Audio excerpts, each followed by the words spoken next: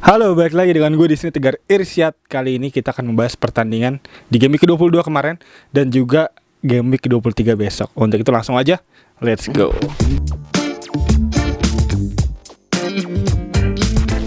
Oke, di game week ke-22 kemarin double game week yang cukup besar ya harusnya.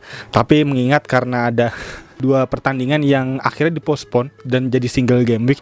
Di antaranya ada Arsenal dan Burnley ya penyebabnya ya, dua tim ini ya menyebabkan dua tim lainnya gak bisa bermain di double game week. Dan itu cukup menjadi hal yang mengecewakan tentunya untuk para teman-teman yang free hit ya. Dan karena udah free hit dan udah memaksimalkan ini double game week tapi nggak main, jadinya benar-benar suram. Jadi free hitnya nggak guna tentunya, sayang banget. Dan benar-benar musim yang cukup berat ya untuk para player FPL. Dan ini benar-benar kayak musim yang harusnya nggak bisa dilupain ya, karena ini benar-benar musim yang nggak pernah pasti ya untuk fixturnya, untuk pertandingannya. Jadi benar-benar cukup tricky dan juga ini salah satu musim yang cukup buruk untuk gue pribadi tentunya. Tapi kabar baiknya adalah COVID Omicron di Eropa udah mulai menurun dan artinya untuk postpone ke depan harusnya juga udah mulai menghilang ya, dan akan menjadi pertandingan-pertandingan yang kembali bersahabat tentunya untuk para manajer FPL ya. Dan kali ini langsung aja kita bahas untuk tim review singkat untuk di tim gue ya, Rainbow FC kali ini.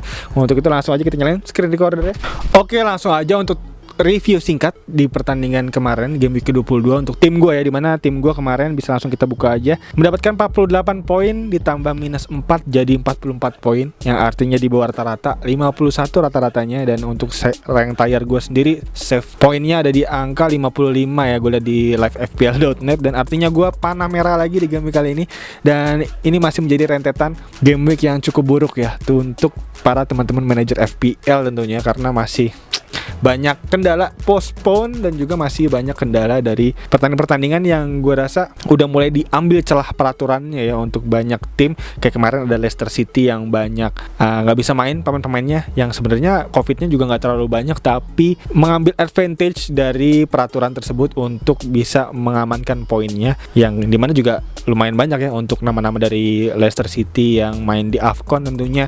Dan ini menjadi salah satu penyebab juga nih untuk banyaknya postpone di pertandingan Premier League kemarin. Dan kita harap untuk di game-game ke depan harusnya nggak ada lagi postpone dan kembali bersahabat tentunya untuk fixture-fixturnya kita harap. Dan untuk poinnya langsung aja kita lihat singkat untuk di game kemarin, dimana kemarin gue dapat 48 poin dan kapten gue ada Cristiano Ronaldo yang hanya main satu pertandingan aja di game kemarin, yang dimana kan rencananya kenapa gue ngaptenin Ronaldo karena ada advantage dari double game week ya, dimana double game week yang gue rasa juga cukup oke. Di situ dia melawan Aston Villa dan melawan Brentford, dimana dua tim yang menurut pengamatan gue harusnya bisa menjadi pertandingan yang banyak gol. Dan bener aja di situ ada Aston Villa yang 2-2 lawan MU, dan kemarin ada Brentford lawan MU yang 3-1. Itu artinya dalam satu pertandingan ada 4 gol masing-masing, ada 8 gol tercipta tentunya dari dua pertandingan itu. Bener aja cukup pertandingan yang bisa gue bilang cukup seru banget dan jual beli serangan tentunya,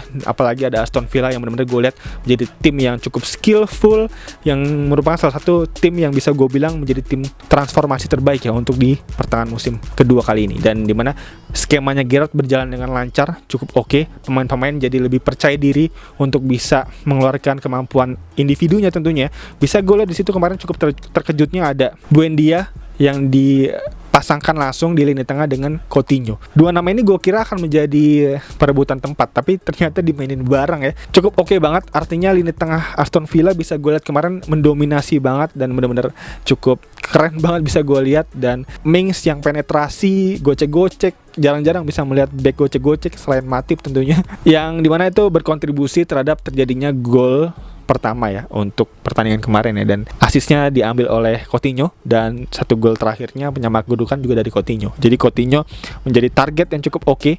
Melihat juga dari fixture ke depannya juga tadi seperti gue bilang di awal akan menjadi pertandingan yang gue rasa Aston Villa cukup oke harusnya. Apalagi kalau dia besok bisa double game week, wajib banget buat bisa ngambil pemain Aston Villa kalau double game week ya. Di situ mungkin akan gue ambil Coutinho atau mungkin ada Watkins juga yang bisa jadi pertimbangan, dan tentunya juga ada Ings dan juga ada Digne yang cukup menarik nih, dimana Digne bisa gue tonton juga kemarin, juga cukup penetrasi yang cukup oke dilakukan di sektor sebelah kiri dan benar-benar maju banget ya. Dimana kan kemarin sempat kita sayangkan Digne karena memang dia posisinya tuh cukup tertutup oleh Gray, dimana Gray di Everton kemarin kan cukup bermain agak ke pinggir, cukup sayap. Jadi Digne pergerakannya di sayap cukup terhambat oleh Gray ya untuk bisa maju ke depan, karena memang skema dari Rafa Benitez ya kayak gitu tentunya. Dan Digne bener aja pindah ke Aston Villa dengan skema back sayap yang cukup tinggi, untuk penetrasinya gue rasa akan menjadi potensi bagus banget untuk bisa kita ambil lagi nih untuk Digne di beberapa game ke depan. Dan juga bisa gue lihat lagi di sini untuk poin-poin gue, di sini ada Alexander Arnold yang cukup oke dengan 10 poin, dan ada Maddison juga mencetak 1 gol yang sebenarnya harusnya dia mendapatkan bonus poin ya kalau Bergwijn nggak menyamakan kedudukan dan mencetak gol kemenangan. Sayangnya Spurs berhasil menang, dan kemenangan yang bisa gue bilang cukup keren banget. Ini menjadi pertandingan yang cukup memorable dan gak gampang dilupain untuk teman-teman yang nonton. Pastinya seru banget itu ya, dimana di menit ke 94 Bergwijn mendapat kartu kuning, dimana kartu kuning yang dia dapat ini karena diprovokasi oleh Soyuncu, dan ini benar-benar berbuah karma untuk Soyuncu dan harus memungut bola di jala gawangnya sendiri 2 kali setelah di menit-menit selanjutnya. Jadi 94 Bergwijn dapat kuning, 95 Bergwijn menyamakan kedudukan, 96 Bergwijn mencetak gol kemenangan. Ini cukup gila ya, dan bisa gue bilang cukup seru banget, dimana Bergwijn juga kan mau dijual ke Ajax ya, dan ini menjadi pertimbangan juga tentunya untuk Conte ya, bisa melihat Bergwijn kembali gacor tentunya di pertandingan kemarin, jadi cukup keren banget. Dan selanjutnya juga di sini gue ada Bernardo Silva dengan 3 poin, clean sheet, dan ada Maddison tadi 8 poin, dan ada Gallagher yang cukup oke 9 poin mencetak gol juga, dan Dennis 2 poin, Ronaldo 4 poin, dan Antonio juga 4 poin, 1 asisnya dia.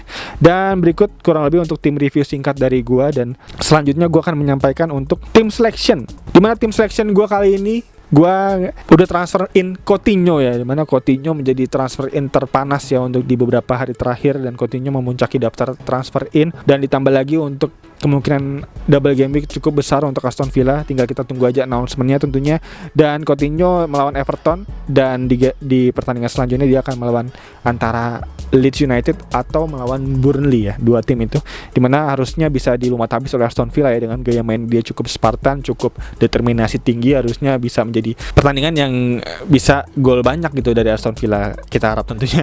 Dan Coutinho di sini gue jadiin kapten untuk sementara, karena gue harus perlu melihat lagi untuk di berita-berita di Twitter tentunya apakah double game week jadi apa enggak gitu ya.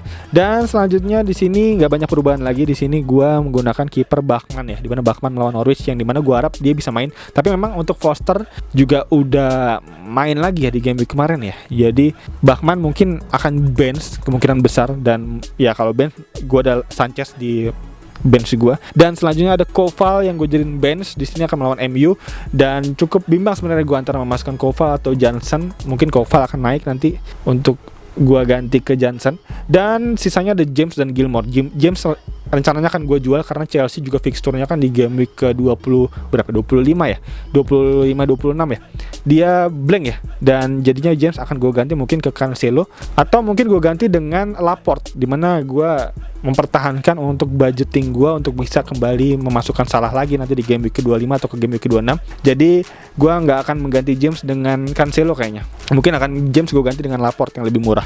Dan sisanya ada Gilmore yang juga lagi cedera. Dan berikut kurang lebih untuk tim selection gue.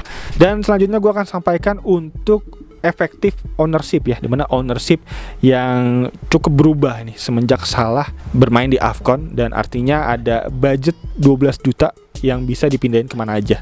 Dan untuk itu langsung aja kita bahas untuk effective ownership di game week ke-23 besok. Untuk itu langsung aja let's go.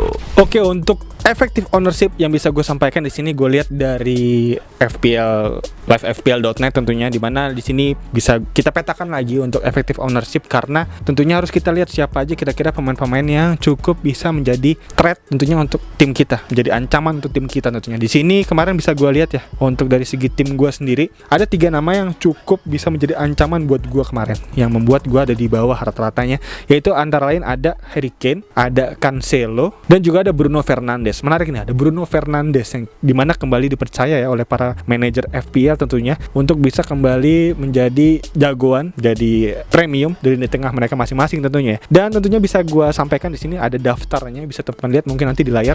Yang pertama ada Ronaldo, di mana Ronaldo menjadi effective ownership tertinggi ya untuk di game week kemarin dengan total hingga 110%. Dimana di sini dia melonjak tinggi karena tentunya digunakan sebagai kapten, dimana 52% untuk kaptennya, dan itu membuat Ronaldo kayaknya menjadi nama yang cukup menjadi ancaman kalau dia berhasil gacor tentunya. Tapi sayangnya kemarin Ronaldo gagal gacor hanya dengan 2 poin aja. Jadi tentunya untuk teman-teman yang nggak menggunakan Ronaldo tentunya menjadi hal yang melegakan ya, karena Ronaldo nggak mampu menjadi ancaman untuk teman-teman yang nggak menggunakan. Dan selanjutnya nomor 2 ada Alexander Arnold, di mana Alexander Arnold menjadi effective ownership hingga 98%. Gila. Di mana 98% manajer FPL di top 10k menggunakan Alexander Arnold.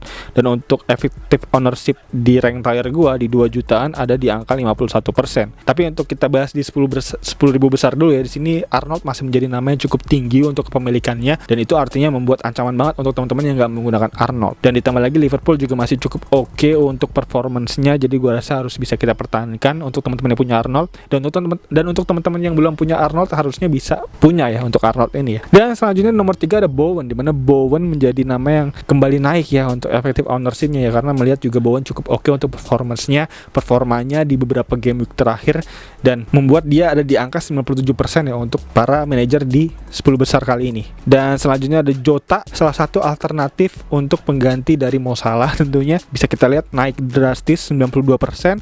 Lalu ada Cancelo, nama yang menjadi penyebab tim gua gak mampu naik ya overrank ya, Cancelo, karena gua gak punya Cancelo di game week kemarin dengan 81%. Dan selanjutnya ada Antonio, di mana Antonio dengan 69% dan Dennis 60%. Lalu selanjutnya di bawah ada De Gea, di mana De Gea salah satu kiper cukup tinggi ya di angka 54% untuk top 10k. Jadi De Gea artinya cukup oke banget untuk bisa dipakai sebagai save, karena bisa kita bayangin ya kalau MU tanpa De Gea gua rasa akan menjadi tim yang cukup banyak kebobolannya. Bisa gue lihat Brentford kemarin susah banget untuk mencetak gol ke gawang De Gea, dan bisa gue notice lagi untuk Brentford menjadi tim yang gue rasa untuk dari segi permainannya cukup oke banget ya. Brentford ini mengingatkan kita dengan Aston Villa juga, tapi sayangnya untuk finishingnya ini benar-benar suram banget untuk dari Brentford. Bisa gue lihat kemarin Jensen berkali-kali untuk bisa berhadapan dengan De Gea ya, one on one, cuman gagal terus. Bisa gue hitung 3 kali sampai untuk one on one dengan De Gea. Tapi benar-benar ini Brentford kayaknya harus merombak ya dari segi penyerangannya ya.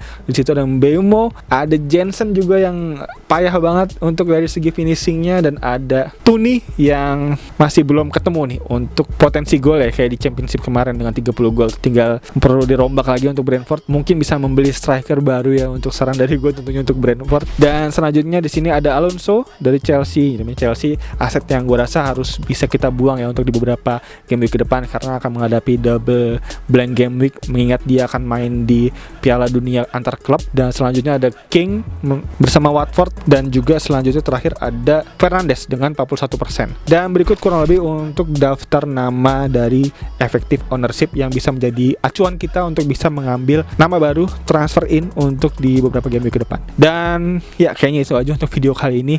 Dan untuk teman-teman mungkin yang punya nama-nama lain yang terlewat dari gue, atau mungkin punya pertanyaan, bisa langsung feel free to ask, nanya langsung di kolom komentar di bawah, nanti bisa gue jawab semampunya tentunya seperti biasa. Dan kayaknya itu aja untuk video kali ini. Sekali lagi thank you banget ya udah nonton, dan untuk teman-teman jangan lupa untuk deadline transfernya nanti hari Sabtu pagi ya, jam 1 kurang lebih ya. Jadi jangan sampai kelewatan karena ini ada di dini hari lagi, Sabtu pagi.